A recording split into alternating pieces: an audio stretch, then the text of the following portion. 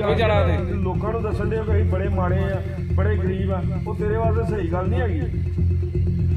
ਘਰ ਮੁੰਡਿਆਂ ਕੋਲ ਸੇਵਾ ਕਰਾ, 2 ਘੋੜੇ ਜਿਹੜੇ ਮੁੰਡੇ ਜੰਮੇ ਆ ਉਹਨਾਂ ਦਾ ਤੂੰ ਪੋਤਰਾ ਆਪਣਾ ਨਾਲ ਲੈ ਆਈ, ਉਹਨਾਂ ਦਾ ਪੁੱਤ ਨਾਲ ਲੈ ਕੇ ਆਈ ਆ। ਉਦੋਂ ਨਹੀਂ ਤੈਨੂੰ ਗੁੱਸੇ ਹੁੰਦੇ? ਉਦੋਂ ਗੁੱਸੇ ਨਹੀਂ ਹੁੰਦੇ ਕਿ ਮੇਰਾ ਪੁੱਤ ਕਿੱਥੇ ਲੈ ਕੇ ਜਾਂਦੀ ਹੈ? ਤੂੰ ਆਪ ਸੋਚ ਕੇ ਮੈਂ ਕਿੱਦਾਂ ਦਾ ਕੰਮ ਕਰਾਉਣ ਡਈ ਹੈ, ਉਹਨੂੰ ਆਤਾਂ ਹੁਣ ਤੋਂ ਮੰਗਣੀਆਂ ਪਾਉਣ ਡਈ। ਸਮਾਜ ਵਿੱਚ ਕੁਝ ਅਜਿਹੇ ਲੋਕ ਵੀ ਹੁੰਦੇ ਨੇ ਜੋ ਆਪਣੀ ਬਿਮਾਰੀ ਦਾ ਬਹਾਨਾ ਲਗਾ ਕੇ ਲੋਕਾਂ ਨੂੰ ਗੁੰਮਰਾਹ ਕਰਦੇ ਨੇ ਅਤੇ ਲੋਕ ਵੀ ਤਰਸ ਦੇ ਆਧਾਰ ਤੇ ਉਹਨਾਂ ਦੀ ਮਦਦ ਲਈ ਅੱਗੇ ਆਉਂਦੇ ਨੇ। ਅਜਿਹਾ ਹੀ ਮਾਮਲਾ ਗੁਰਦਾਸਪੁਰ ਵਿੱਚ ਸਾਹਮਣੇ ਆਇਆ ਹੈ। ਬਟਾਲਾ ਦੇ ਆਲੋਵਾਲ ਪਿੰਡ ਦੀ ਰਹਿਣ ਵਾਲੀ 80 ਸਾਲਾ ਬਜ਼ੁਰਗ ਮਾਤਾ, ਜਿਸ ਦੇ ਲੰਮੇ ਸਮੇਂ ਤੋਂ ਅੱਖਾਂ ਦੀ ਰੋਸ਼ਨੀ ਜਾ ਚੁੱਕੀ ਹੈ ਅਤੇ ਉਸੇ ਅੰਨੇਪਣ ਦਾ ਫਾਇਦਾ ਚੁੱਕ ਰਹੀ ਹੈ ਅਤੇ ਆਪਣੇ 10 ਸਾਲਾ ਪੋਤੇ ਨੂੰ ਸਕੂਲ ਤੋਂ ਛੁੱਟੀ ਕਰਵਾ ਕੇ ਨਾਲ ਲੈ ਕੇ ਰੇਲਵੇ ਫਾਟਕਾਂ ਕੋਲ ਖੜ ਕੇ ਪੱਖੀਆਂ ਵੇਚਦੀ ਹੈ ਅਤੇ ਰਾਹਗੀਰ ਵੀ ਤਰਸ ਦੇ ਆਧਾਰ ਤੇ ਮਾਤਾ ਨੂੰ 100 ਜਾਂ 50 ਰੁਪਏ ਦੇ ਜਾਂਦੇ ਨੇ। ਮਾਤਾ ਦੀ ਅਸਲੀਅਤ ਜਦ ਪਤਾ ਲੱਗੀ ਤਾਂ ਮਾਤਾ ਦੇ 2 ਪੁੱਤ ਨੇ। ਇੱਕ ਵੱਡਾ ਪੁੱਤ ਬਾਹਰ ਦੁਬਈ ਵਿੱਚ ਹੈ ਅਤੇ ਛੋਟਾ ਫੈਕਟਰੀ ਵਿੱਚ ਕੰਮ ਕਰਦਾ ਹੈ। ਦੂਜੇ ਪਾਸੇ ਮਾਤਾ ਦੀਆਂ ਨੂੰਹਾਂ ਅਤੇ ਪਿੰਡ ਵਾਸੀਆਂ ਨੇ ਦੱਸਿਆ ਕਿ ਮਾਤਾ ਦੇ ਵੱਡੇ ਪੁੱਤ ਨੇ 8 ਮਰਲੇ ਦਾ ਪਲਾਟ ਵੀ ਲੈ ਰੱਖਿਆ ਹੈ। ਮਾਤਾ ਸਾਨੂੰ ਦਵਾਈ ਦਾ ਬਹਾਨਾ ਲਗਾ ਕੇ ਘਰੋਂ ਹਰ ਰੋਜ਼ ਚਲੀ ਜਾਂਦੀ ਹੈ। ਸਾਨੂੰ ਨਹੀਂ ਪਤਾ ਬਾਹਰ ਜਾ ਕੇ ਕੀ ਕਰਦੀ ਹੈ। ਉਲਟਾ ਮਾਤਾ ਸਾਨੂੰ ਘਰ ਆ ਕੇ ਤੰਗ ਪਰੇਸ਼ਾਨ ਕਰਦੀ ਹੈ ਅਤੇ ਸਾਡੇ ਵੱਲੋਂ ਮਾਤਾ ਨਾਲ ਕੋਈ ਵੀ ਮਾੜਾ ਵਤੀਰਾ ਨਹੀਂ ਕੀਤਾ ਜਾਂਦਾ।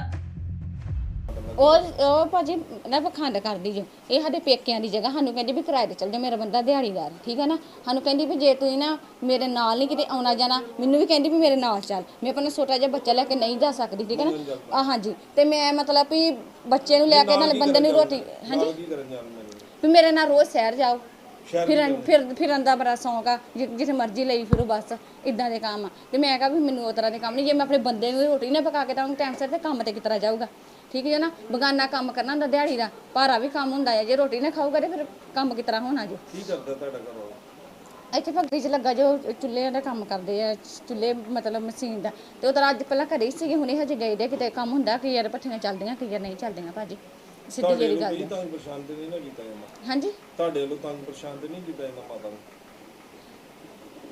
ਮਤਲਬ ਤਾਂ ਮਾਤਾ ਨੂੰ ਤੰਗ ਪਰੇਸ਼ਾਨ ਤੁਹਾਡੇ ਵੱਲੋਂ ਤਾਂ ਨਹੀਂ ਕੀਤਾ ਜਾਂਦਾ, ਸੱਸ ਮਾਂ ਨੂੰ ਆਪਣੀ? ਨਹੀਂ, ਮਤਲਬ ਜੇ ਮੇਰੇ ਨਾਲ ਲੜਦੀ ਹੈ ਨਾ, ਫਿਰ ਮੈਂ ਵੀ ਕਹਿੰਦੀ, ਮੈਂ ਝੂਠ ਨਹੀਂ ਮਾਰਦੀ। ਜੇ ਮੇਰੇ ਪੇਕਿਆਂ ਨੂੰ ਗਾਲਾਂ ਕੱਢਦੀ ਆ, ਮੈਂ ਦੂਜੀ ਜਾਤ ਦੀ ਆ, ਮਜਬੀ ਸਿੰਘਾਂ ਦੀ, ਇਹ ਦੂਜੀ ਜਾਤ ਦੀ ਜੇ, ਠੀਕ ਹੈ ਨਾ।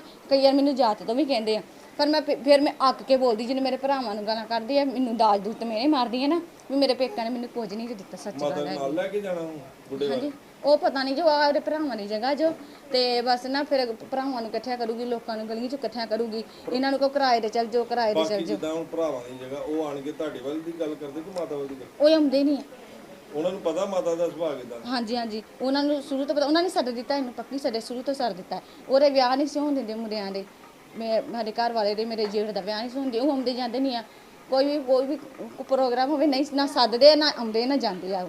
ਉਹਨਾਂ ਵੱਲੋਂ ਇਹ ਨਹੀਂ ਹੈਗੀ ਨਹੀਂ ਭੈਣ ਉਹਨਾਂ ਦੀ। ਨਹੀਂ ਸਰ ਜੀ, ਆਪਾਂ ਕੁਛ ਨਹੀਂ, ਉਹਨੂੰ ਗੱਲ ਕੋਈ ਨਹੀਂ ਕਹਿੰਦੇ ਹੈਗੇ। ਕੱਪੜੇ ਵੀ ਧੋ ਕੇ ਦਿੰਨੇ ਆ, ਰੋਟੀ ਵੀ ਦਿੰਨੇ ਆ, ਜਾਣ ਕੇ ਇਲਜ਼ਾਮ ਲਾ ਦਿੰਦੀ ਸਾਡੇ ਤੇ। ਪਰ ਬੇਟਾ ਤੁਹਾਡਾ ਨਾਲ ਜਾਂਦਾ ਵਾ, ਤੁਸੀਂ ਉਹਨੂੰ? ਮੇਰਾ ਮੁੰਡਾ ਹੀ ਥੋੜਾ ਜਿਹਾ ਗਲਤ ਆ, ਮੇਰਾ ਮੁੰਡਾ ਸਹੀ ਹੋਵੇ ਨਾ, ਨਾਲ ਜਾਵੇ ਨਾਲ, ਠੀਕ ਹੈ ਨਾ। ਤੁਸੀਂ ਰੋਕਦੇ ਹੋ ਬੇਟੇ? ਹਾਂਜੀ, ਮੈਂ ਰੋਕਦੀ ਆ ਰੋਜ਼। ਤੇ ਉਹ ਕਿਉਂ ਨਹੀਂ ਮੰਨਦਾ ਫਿਰ ਤੁਹਾਡੀ? ਉਹ ਦਾਦੀ ਨਹੀਂ ਮੰਨੀ ਜਾਂਦਾ, ਮੇਰੀ ਮੰਨਦਾ ਹੀ ਨਹੀਂ ਹੈਗਾ। ਮਾਤਾ ਕਹਿੰਦੀ ਮੈਨੂੰ ਦਵਾਈ ਦਾਰੂ ਨਹੀਂ ਲੈ ਕੇ ਦਿੰਦੇ ਹੋ?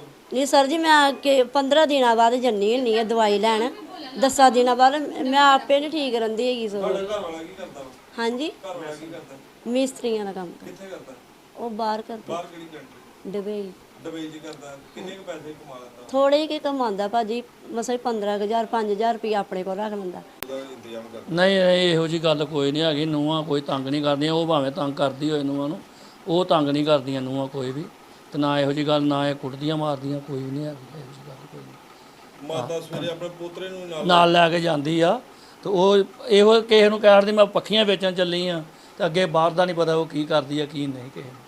ਵੇਚਦੀ ਤੇ ਚਲੋ ਪੱਖੀਆਂ ਹੀ ਆ, ਪਰ ਲੋਕ ਤਰਸ ਦੇ ਆਧਾਰ ਤੇ ਪੈਸੇ ਹਾਂ ਆਧਾਰ ਦੇ ਜਾਂਦੇ ਹੋਣਗੇ, ਤੇ ਬਾਕੀ ਚਲੋ ਆਪਣਾ ਉਹ ਨਜਾਇਜ਼ ਫਾਇਦਾ ਉਠਾ ਜਾਂਦੀ ਆ।